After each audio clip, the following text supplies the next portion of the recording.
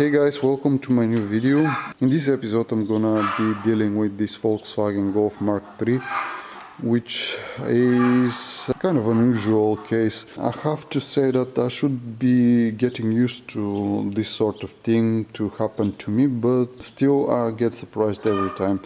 In this case, this Volkswagen, it is a friend of mine's car, so I had to make some time to help him out. But the case with the car is that she came with a leaking water pump. So I thought I'm gonna be able to install new pump in a timely manner, and I'm gonna be able to get on with my other tasks, but unfortunately on this model the water pump is on the timing belt, is connected to the timing belt, it is driven from the timing belt, so it appears that it was worn, the timing belt, the tensioner, the water pump, so I had to make a full service on this thing, and this led me to some other stuff, but let me show you the water pump.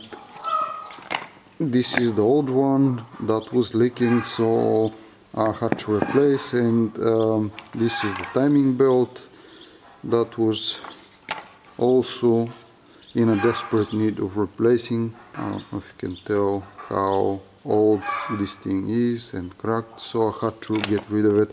And this is the tensioner. I'm not going to try to show you how bad this thing is, but anyhow, so when I did that, I also took the time to replace, this is the pulley for the tensioner on the drive belt, which was in desperate need of replacing as well, you can see. So after all of that work, I tried to drain the air out of the cooling system because I wanted to make sure that the car is working properly, but I couldn't. And in my attempts to do so, the car should be fine as long as you pour some liquid and start the car, and she should be fine because the system is without any need of draining the air. The car does this on her own. This line over here is directly leading to the highest point, which is this water tank, and the car should be able to drain the air out of the system on her own, but in my case this was not happening and the car was overheating. The fan over here was not starting. So in this process I have found out that this connector over here that connects all of the hoses is pierced, broken, and it is leaking air. Over here you can see the rust, and on the back you can see the missing pieces and the state this thing is in. So I had to replace it. This thing is sitting on the side of the head over here, and it is connecting all of the water points, all of the hoses to the cabin heating, the radiator, and everything is connected. Also, this is the thermostat of the car. So when I attempted to replace this, also I had to replace this piece of pipe which is connecting the water pump to this flange, because I don't know, I think it is some sort of flange, to this plastic connector. So I had to replace this as well, and these were pretty much all of the water lines that were plastic in this car, along with the new thermostat which comes with this plastic piece. But after that the car still had some problems, and I came to the conclusion that probably the head gasket is damaged. So now I have to go on and disassemble the engine and replace the gasket. So I truly didn't want to make a video about this thing because I'm in a rush, and at this point these projects like this one are not so important, and I don't want to take out of my time to film this stuff. But still, I haven't made any content recently. I was swamped with work, and this is not making an exception. I have to get over with this as fast as possible, so I'm not dying to make a video about it, but still I decided that maybe in the process because I'm curious to find out if I'm right and this gasket is gone or the problem is somewhere else, because the fan is working. I don't know why it's not starting. The switch for the fan, which is over here, I can't measure this thing because I can't disassemble it from the radiator. Apparently it is damaged, so if I attempt to get this out, I will most likely need to replace the radiator, and at the moment this is not an option, so I'm gonna stick to my plan, and I have green light from the owner to remove the head and see if the head gasket is the problem in this situation. So because I'm curious, I decided to make a video about it. Probably some of you are gonna be curious to find out what is gonna happen as well, or you are interested in these cars, I don't know, or this engine. So anyhow, I'm gonna make a short video about it. I'm sorry for talking so much, but I wanted to kind of get you through what has happened till now. So, long story short, I have to remove the timing belt once again, the two collectors from the head, the distributor, all of the piping on the side of the head, and I'm gonna remove the head as well. So let's start working. I'm gonna get back to you when I'm done with all of this. Well guys, I'm almost there. The exhaust manifold is disconnected, the timing belt kit is removed, the water pump is removed. I have to remove the water pump because on this model it is the stupidest thing ever to remove this plastic cover that is behind the pulley for the camshaft. You have to unscrew the water pump as well, because the plastic cover is screwed with the screws of the water pump, and this is such a dumb idea. I don't know who came out with this stupid thing, but anyhow, I had to remove the water pump and drive belt and the timing belt and everything in between. So this side is done, this side is done, and now I'm gonna have to remove the distributor, because it is gonna be easier for me to get this plastic nightmare over here out of the car as well, because previously I did it without disassembling this part, but now I think, since I'm gonna be removing this anyway, I think it is gonna be easier and smarter for me to get this out of the way, so I can be focusing all of my attention and work freely on the lower part. The hoses for the petrol and the wiring that is surrounding the intake manifold are removed, disconnected, everything is free. So now I'm almost ready to remove the manifold as well, on this side I mean. But what is it that I wanted to show you, and why I'm making this video before I removing the head? I want to show you what is happening over here. This is the first time that I'm seeing something like this. I have seen carbon buildup and deposits on oil and petrol deposits inside of an engine, but this is the first time that I'm seeing something as horrific and horrible as this thing. So I wanted to show you, because I couldn't believe what is going on once I removed the cover. I don't know if the oil pump is supplying enough oil to the camshaft, but man, this is just incredible. This is the first time I'm seeing something like this. I've seen in the videos and stuff, but in person this is most certainly the first time. So I wanted to show you what can be seen in these old engines. Just incredible. I don't know if the car was driven without oil, or the oil was never changed on this engine, but this is just a nightmare. Anyway, I'm gonna continue by removing the distributor, as I said, and all of this stuff, and finally I'm hoping to be able to remove the head as well to see. But by the looks of this thing, probably I'm right and the gasket needs servicing, so fingers crossed this is gonna solve my problem. So let's go.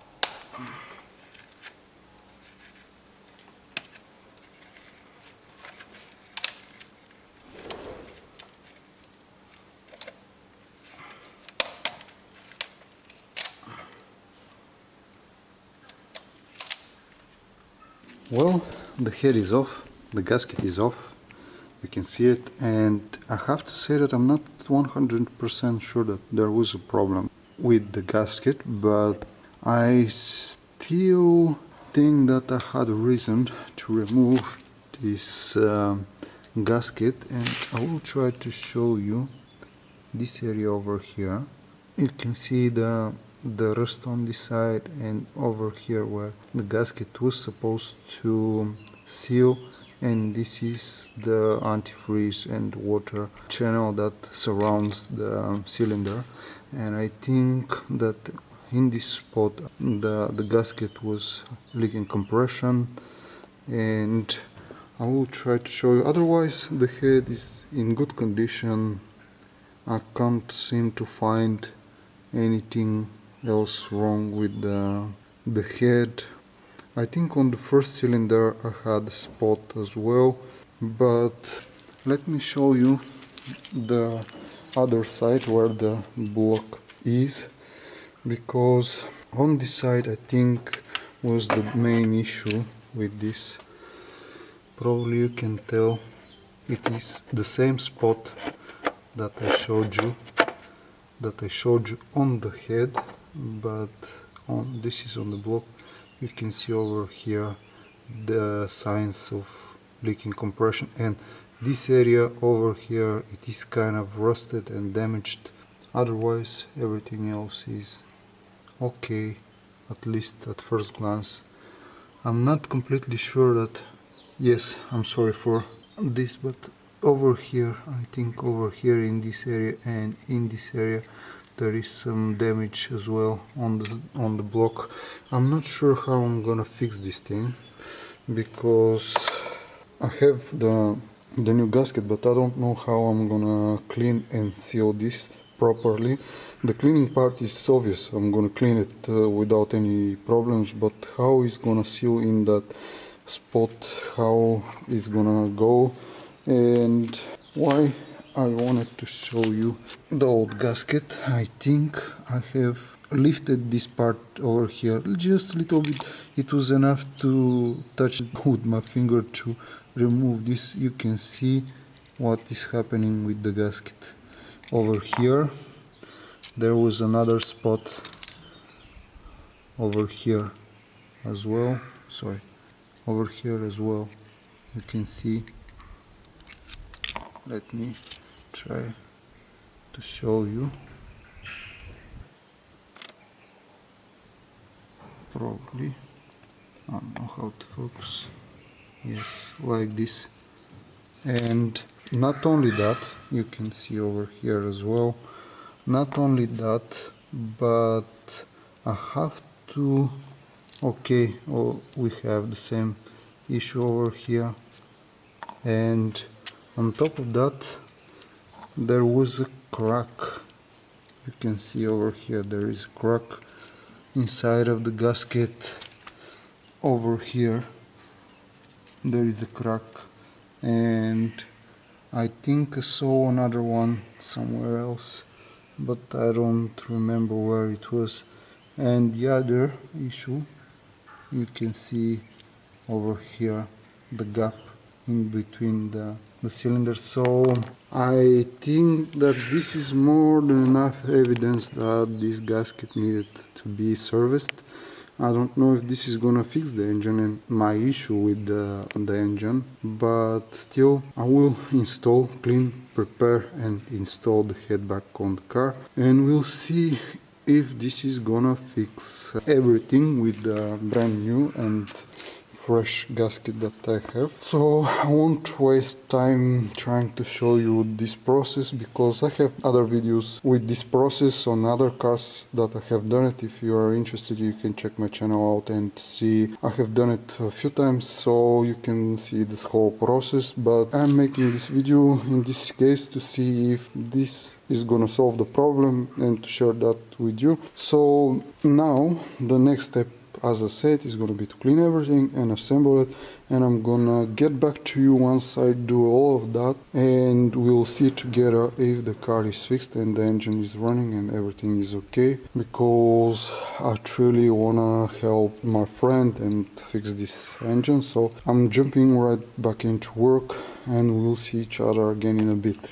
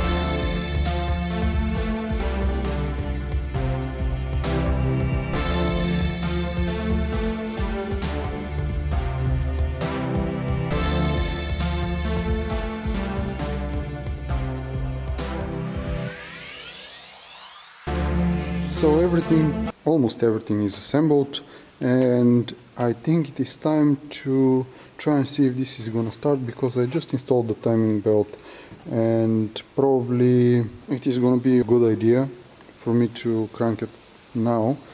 So if anything goes wrong and it doesn't want to start by any reason, to be able to fix the issue if possible. So the car still doesn't have any coolant in the system, but I'm gonna just crank it for a moment to hear the engine running, and this is gonna be all. Afterwards I'm gonna pour the cooling liquid and install the drive belt as well.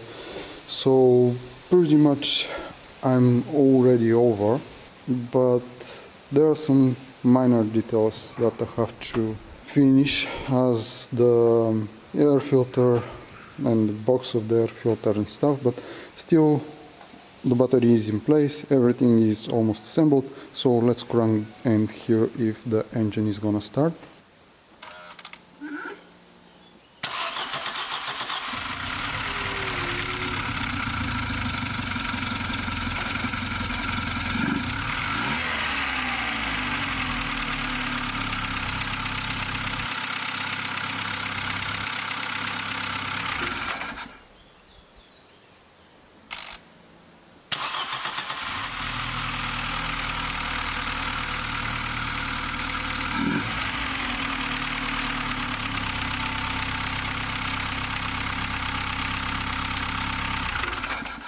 Obviously it starts, it runs, so I think I'm ready to finish the assembling process and installing the other parts that I miss on this side of the engine, and to pour some cooling liquid and finally see the final result. I mean, because hopefully this is gonna be the solution of the problem with this car, and I have been able to fix the engine. It is gonna be so nice. I just started the car and I tried to see if everything is okay, but unfortunately the problem is not solved. You can see over here how much water has run through the engine and the car doesn't wanna run properly. I mean, the engine is running, but it is overheating and the fan doesn't wanna start. I don't know, I'm beginning to wonder if seriously the sensor that is activating the fan is the one that is faulty, but unfortunately I still think that there is a problem with the gasket. I haven't made any difference with the new gasket. I even took the lid of the valve cover off, and I retightened the head once again, and this bolt, the 9th bolt, you can see it over here, the 9th bolt and the 10th bolt were kind of loose, so I retightened them, and I went through all of them of course, but they were the one that needed some tightening, and I think that made a small difference and it started working better in terms of not blowing the water out of the cooling system, but I don't believe that this is enough, so probably I'm gonna retighten them once again or something, I don't know. It is quite a strange situation. I don't really know what to do at the moment. I'm frustrated and tired, so I don't want to mess with this car. I'm afraid not to break any of the bolts because they are the old ones. I didn't replace them. The situation is kind of strange, so I couldn't replace them as I intentionally wanted. So we'll see. I'll keep you posted. There has been some development, guys. I tightened and retightened the head of the engine a million times already, and I believe that if not on 100%, the engine is at least at 95% held. It is in great shape at the moment, and I don't think that there is any more problem with the head gasket. But my main problem, which was the fan was not starting, and as I mentioned several times before, this happens sometimes because of the air in the cooling system, and since the gasket, you remember the state of the gasket, was in such an awful condition, I believe that this was the problem. But since I'm already certain that the engine is fixed and there is no problem with it, I began to wonder what is going on and started to investigate. As you can see, I have pulled all the wires. Actually, this car has been modified because this is not the original system of the car, but that led me to believe that there is something else going on. And I started investigating all the wiring and stuff, what is going on, and I was investigating. Look what I just found. Look at this. And look at this. These wires are supposed to be connected, and this thing was underneath the battery stand, so I wasn't able to see this, and I started to pull the wires to kind of see what is going where and why I don't have voltage supply, and I believe that this might be the reason, since this is the positive side of the battery lead, and probably this is the power supply for the fan and some other stuff, I believe. In any case, this is not supposed to be like this, so I'm gonna rewire these cables, and I will try again to see if this is gonna fix my issue, because it has been a headache with this car since it got here. I didn't had the opportunity to test it beforehand, so I don't know when and how this happened, but most certainly it won't stay like this anymore. I will fix it and we'll see together if the engine is gonna run, because the engine actually is running very good at the moment and everything is okay with it. I think the only thing that is gonna have to be fixed is the fan, and the car will stop overheating. But let's see. I'm gonna reconnect the wires and we are gonna see what is gonna happen then.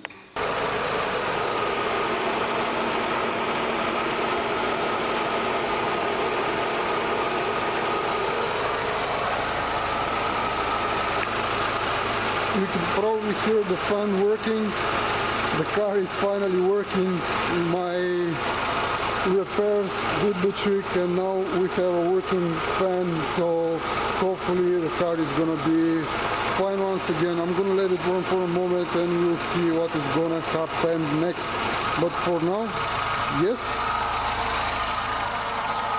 the fan is actually stopping.